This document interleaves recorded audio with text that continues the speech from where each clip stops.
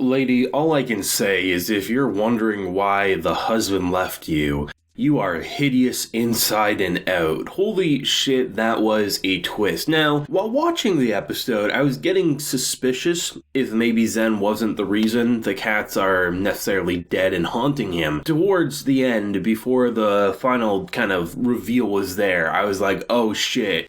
That horrible looking spirit that's following Zen that says don't look at him has to be his mother, but then why are the cats there, right? Like, what's the deal with all the cats? And the fact of the matter is, this man, very much we judged too harshly. And I don't think it's necessarily a wrong natural judge. I mean, he's surrounded by dead cat spirits, also this hideous mother creature that's latched onto him, but I mean, it's one of those things that in hindsight, I'm just like, holy shit, so many of us watching this show completely looked over the obvious and very much put ourselves in Miko's position of just being terrified, especially for the well-being of cats. And the fact of the matter is, getting that backstory kind of partially at the beginning of the episode, to then going back to modern day, to then finishing it, to then seeing the spirit finally rest in peace. I mean, we probably had the biggest moment for Miko in this episode, which was her confronting a spirit because she realized that he is so haunted by the ghost of his mother that he can't even adopt the cat because she was such a strict bitch. There's no sugarcoating this. She was a horrible scumbag of a person. I don't care what type of life she led. I don't care if there was some tragic backstory that shaped her into that. Once you put that same pain onto others, while it can explain, it's never going to excuse those actions. And the fact that she would kill a cat because her son was taking care of it, she couldn't do a normal thing and give it up for adoption. I mean, this bitch was strict. 98 out of 100 was enough to be punished for. And the fact that he couldn't even go to a birthday party, like not even a once a year thing, it was just study, study, study because I have no self-esteem that you need to be perfect so you don't have my own shortcomings. It's like, bitch, as long as he's not killing cats, he's going to be doing A-okay. And to see that the friend who I actually thought like he was going to have no friends whatsoever, but the friend who saw the mother just like grab him by the hair and have that horrible face. I mean, the fact that he stuck around by Zen the entire time, ended up being a vet, and, you know, the cats that he finds, he ends up finding homes for, I thought was such a great moment. And the fact that Miko, she actually confronted the spirit. And at first I thought what was going to happen was when she confronted the mother would maybe see the error in her ways and actually willingly let go. But I think it makes a lot more sense for this to be the first step for Miko, that she finally looked at a spirit. She didn't get saved randomly. She got saved because she wanted to. That she looked at this horrible beast and said, leave him the hell alone. Got to a safe spot, and the final of her 3 saves was used to take care of the most hideous thing we've seen in this show to date. I mean, just the corruption in her soul to make her do that is insane to me. And I mean, it's possible next week could come around and we'll see some backstory for the mother and why she's like that. But I mean, you can't excuse horrible actions because you suffered yourself. It can explain why you did those, but it can never excuse. It's completely irredeemable in my mind. And to see her stand up for that, because not only feeling guilty that, like, you know, she kind of is sort of responsible for that cat almost getting hit by a car because she took the cat away from Zen.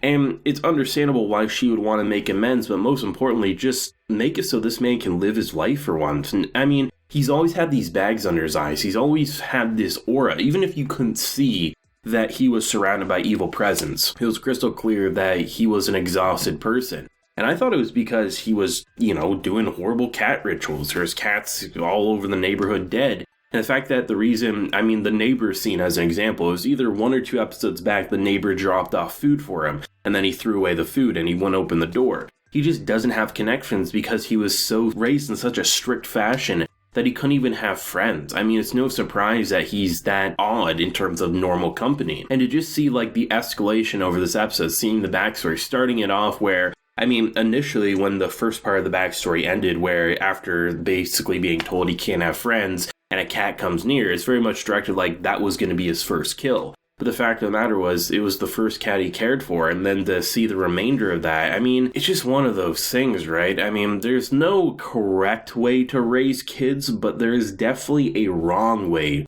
to raise kids. And if you're gonna take a living being and kill it because your son had a connection, bitch, you deserved that execution at the end of the episode. Holy shit. Like, this was an episode that disturbed me, infuriated me, and made me just want to slam my head in the wall being like, Zen, my boy, I can't believe I judged you the way I did. And I was starting to get doubts, but I wasn't quite expecting this. Like, I don't know. I don't really know what I was thinking about what that creature could be. Always surrounding Zen, don't look at me. Maybe a lover that he killed. I mean, if he's killing cats, I mean, humans aren't off the table. Most serial killers start off small with animals and work their way up, right? But the fact that that's what's been holding on to him is interesting, because with one episode to go, right, you would think, okay, but it's just getting started, right? Miko's finally starting to confront. Maybe we could then start exploring how she would exorcisms herself or something like that. But I think it works well, because if these guardian spirits are just going to move on, they don't do anything horrible to her, and the fact that she used it up, the fact that she's now starting to recognize that maybe she needs to confront more and help them, even if it puts her own life at risk, there might be ways from the fortune teller teaching her certain ways to deal with things that she could help people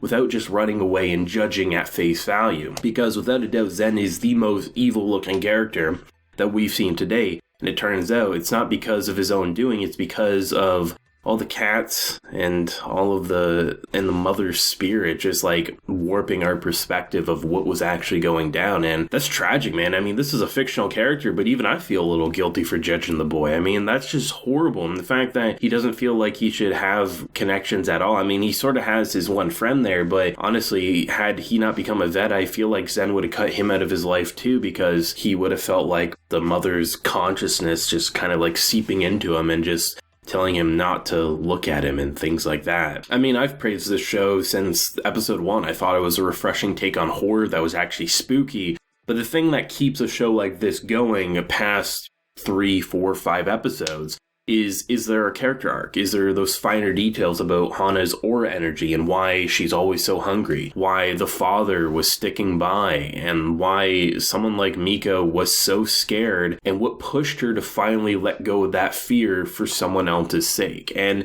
it's interesting, right? Because you see an exact parallel with the veterinarian friend and Hana. She does the exact same thing for Hana, even though it's something that, you know, it's stressful. She could easily probably have a less stressful life if she just slept all day and didn't care about other people. But Miko's a good person, the exact same way Zen and his friend are. It's just situations, man. Situations definitely warp things in a pretty nasty way, but you gotta leave it to Mieruko-chan. I mean, this show is honestly everything that I would want out of a thriller, horror, kind of almost slice-of-life character development series, and it'll be interesting. I think they ended it in the perfect way. You got to see the exorcism, but now you have to wonder, how does she go about again? Does she get refills so that now she can start confronting spirits, or will it be more on the, perform exorcisms herself? It's hard to say, but either way, this was character development for quite a few different ways and people, and just, this was incredible. Thoughts and feelings down below. What did you think, and where do you think is going to go in the last episode? Leave a like if you enjoyed, and subscribe if you're new around here. So until next time, everyone, please take care and have a good one.